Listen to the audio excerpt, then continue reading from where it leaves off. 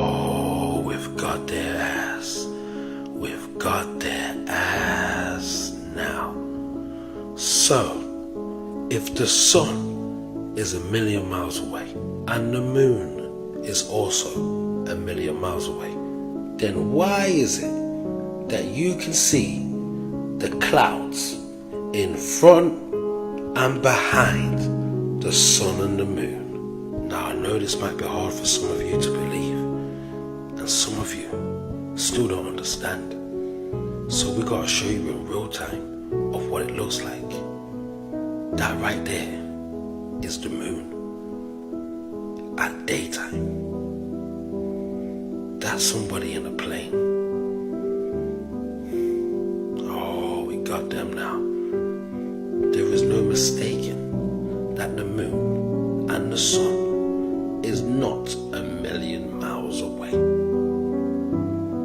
Spinning ball Earth believers have a hard time understanding perspective and convergent point. I'll let an expert artist explain that to you so you can understand that. Perspective is everything. Horizontal lines go away from you, vertical lines come towards you. Where does this come from? Well, it's the basic idea of the railroad track where you have a vanishing point here and you have lines doing this.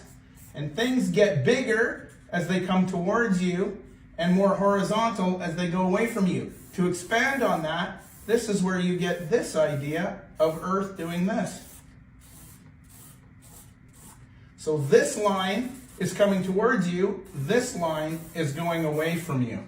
Here are some visual aids to help globe believers to understand that. Sunsets are not caused by the sun going over a curved ball Earth. Sunsets are due to perspective. As the sun goes away, it sets beyond the horizon due to perspective. Sometimes due to weather conditions, the sun gets magnified during its sunset, making it appear huge. That's due to a condition called atmosphere magnification. It only occurs in certain regions, especially over the ocean, and in areas more humid. In dry regions, atmospheric magnification doesn't happen so often. Again, it all depends on atmospheric conditions, but the fact of the matter is, sunsets are due to perspective only. A shrinking sun, as you see here, is not possible on a spherical Earth. Sunsets prove we live on a stationary flat Earth. It's time for you to wake up and smell the coffee. So, if the sun is 1,000,000 miles away and the moon is also 1,000,000 miles away, then why is it that you can see the clouds in front and behind the sun and the moon? Now I know this might be hard for some of you to believe, and some of you still don't understand. So we gotta show you in real time of what it looks like. Oh, we got them now. There is no mistaking that the moon and the sun is not 1,000,000 miles away. And here is an example of the shrinking sun over the flat Earth. It's all due to perspective, and it is the sun that is going away. It is not a ball Earth spinning back away from the sun. It's not that hard to see once you realize the nature of the things. Why didn't we pay attention to this before? The Bible says the heavens declare the glory of God. Why did we keep ourselves so busy and never paid attention to that? Check it out. I made a sundial with my Gleason map placed right here on Michigan, where I'm at 42 degrees-ish. So, solar noon today is 1:18 p.m. So that shadow should align directly, point true north as your shadow points true north at solar noon. So I also have the globe over here, which I have it inclined at its proper 23.4 degree angle. And we have the shadow right here. I have the gnomon also bent, angled at the same latitude as this one's also bent at the same latitude. This helps the shadow keep a uniform rotation, so that's why you have to angle your gnomon with your latitude. So this one's already looks like it's at solar noon, or just about. The Gleason map has about an hour to go. I think it's a little after noon right now, so we'll keep an eye on these and see how it goes. But they're both facing true north. They're both facing true north, so... And the globe, that's the angle it would be. Equinox is tomorrow. The sun would be facing it just like that. Right. So everything's good. 12:52. Looking pretty good. 12:52. Uh-oh, Globey. What's going on with you here, buddy? Okay, we're about 8 minutes away from our last reading here. Let's see. It's looking pretty good. Let's take a look at the globe here. Buddy, you are way off. 1:18 p.m. 1:18, let's see. Pretty dead nuts on here. I got a garbage truck going down the street, so I'm talking really loud here. So check out my shadow. Let me show you. Check out the globe. Way off. Buddy, it didn't do too good. So this one worked. Perfect. Pretty darn perfect. Final results, baby. Love y'all. Why so few, you say? There are not a few of these giant trees. The remnants are everywhere. Our eyes only allow us to see small glimpses of what was. But the more your eyes open, the more you realize that these ancient trees were everywhere. You see, we have been told to dismiss what our eyes have told us for so long. Erasing all truths of the old world is a vast and extensive lie that branches off into all facets of our life. The lies are numerous, and the reason for it is quite simple. Those unaware of their true past, of their true capabilities and origins, are all that much more easier to control. It's not just about giant trees. Though the giant trees for me and many others were a big eye-opener to the true beauty of this world, to what's worth uncovering, and how much of it is hidden in plain sight for us to find. They want us thinking we're just hurtling around on a spinning rock in vast sea of nothingness, and we're just lumps of cells that don't matter, and all that around us is just rock. But trust me, friends, once you start opening your eyes to the true beauty of this realm, it truly inspires you and uplifts your spirits in ways you can never imagine. Question everything, friends. Until next time. If we didn't go to the moon till 1969, which is right here, how did Universal know what the world looked like before that? And then when they did go to the moon in 1969, why did they change it to this? Maybe because they know we live in a basin. They know that water has to be contained. Mommy, why can't they reproduce a spinning ball Earth with water stuck to it and spinning at 1,000 miles per hour? They can't do that, my dear. In real life, Earth does not spin. It only spins in Hollywood and on TV. It's just animation, nothing else. See how water needs to be contained. You are right, Mommy. The water needs to be inside the container, otherwise, it would spill all over. Earth cannot be spinning. Otherwise, everything would just fly off to space. Exactly, my dear. I'm so glad you are so young and you already see through their lies. So many times during spacewalks outside the International Space Station, we can see air bubbles rising up. Can you touch on how there are air bubbles in space? Can you be more specific? Air bubbles? So yeah, like a lot of times during the footage, the NASA footage, you can see bubbles coming up out of the helmets or kind of from underneath you. How do you explain bubbles in space? Yeah, I'm not sure exactly what you're talking about. Now sometimes you get water in the helmet, and it's either from sweat or from the cooling garments. And in some of my spacewalks, I had like water in the helmet, not like I was going to drown in the helmet, but just little bits of water probably came from sweat. Often on the outside of the space station, you'll liberate little pieces of, it's a really harsh environment out there, and the outside of the space station gets beat up pretty good. And sometimes, you'll see just little flecks of paint or something that you might have disrupted floating away from the suit. And, that's generally what that is. I've never seen any kind of air bubble anywhere. Yeah. Could it be that you're filming in an underwater pool and you're not really out there?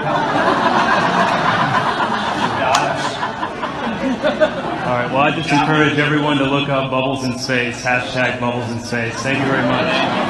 Thank you.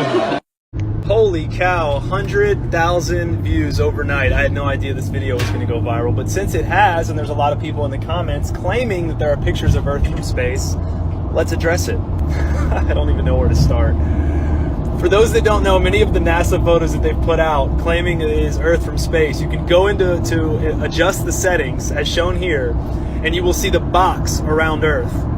The same thing applies to the Earthrise photo. If you go in and adjust the settings, a box pops up. What does this mean? It means that this is an inserted image. There is no box around the Earth in space, last time anyone checked. So this is an image that was inserted, proving that they are lying to you. So here we are at the Earthrise photo. If you go and do this yourself and adjust the settings, you will see it a lot clearer. Why are we inserting the Earth into images and proposing them to be real?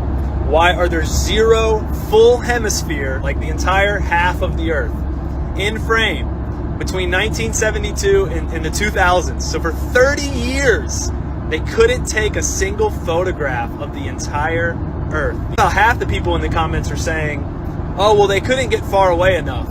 And if you don't find it weird that they couldn't take a picture in 30 years, I just don't know if I can help you at that point. And also, to those that are sending the Earthrise and not taking it a step back further and realizing that we didn't go to the moon, they never went. And this has been exposed from NASA's own leaked footage. Sending me photographs from the moon, which we didn't go to, are pointless.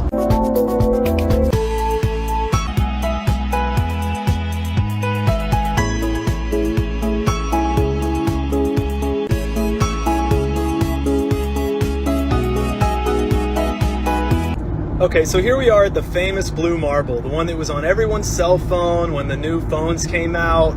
But this is a fake photograph. You can't just, send a rocket up there and live stream us the Earth while the rocket, and then show it to us as a whole ball, and then maybe just take a screenshot of that. It's comical. Nearly everyone interested in space has seen this picture. It was released by NASA and has the iconic name, the Blue Marble 2. You can find the picture everywhere, but one of the best places to find it is NASA's own website.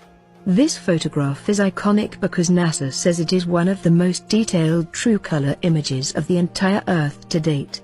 To put it in a nutshell, the picture is iconic. Well, amazingly, it turns out at first the photo seems legit. Here we can see clear examples that the photograph has not only been doctored or constructed, but also strong evidence that whoever done the doctoring used repeating photographic templates. That is, they cloned parts of the image and repeated it. That is, the photograph is a construction. This does not happen in nature. Clouds do not repeat in the same pattern like this. The chances of this happening in the same photograph are low. The only way this could happen is if someone has cloned clouds and painted them on. This of course could be for a number of reasons. You could argue that NASA simply touched up the photograph for effect, or that it was a problem with the imaging systems that were used. But still the question exists, why is NASA releasing fake pictures of Earth? If they are going to release a picture of Earth, to be used in museums and by educators, as they state for the Blue Marble 2, then should they not release real images of Earth instead, or manipulated or fake images? Since the natural extension of this is, what other images have they doctored? The Moon, Pluto, Mars, all of them. And if they are faking pictures to such an extent, whether by wanting them to look better, or other reasons, then what real scientific value are they? Isn't science about finding the truth? And is that not hard to do, when you are being fed inaccurate, or in this case, completely manufactured data. NASA says these images are to be used by educators, museums, and scientists. Which means, they are passing off the image as a real picture of Earth, when it is not.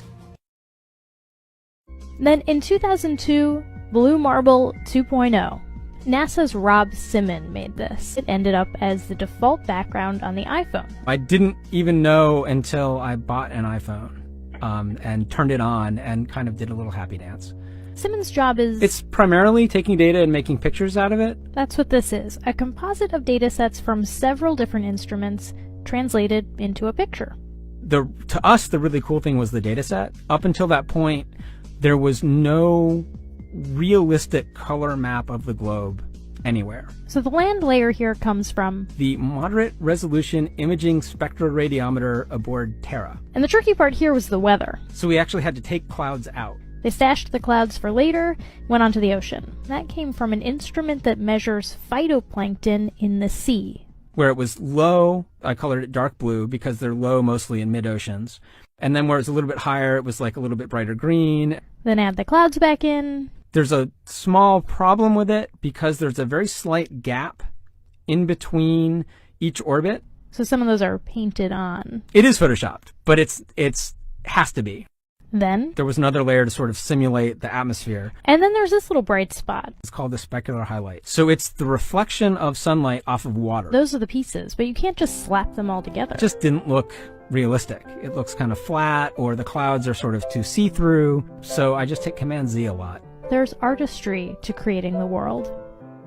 What I imagine it to be. Unfortunately, I'm not an astronaut.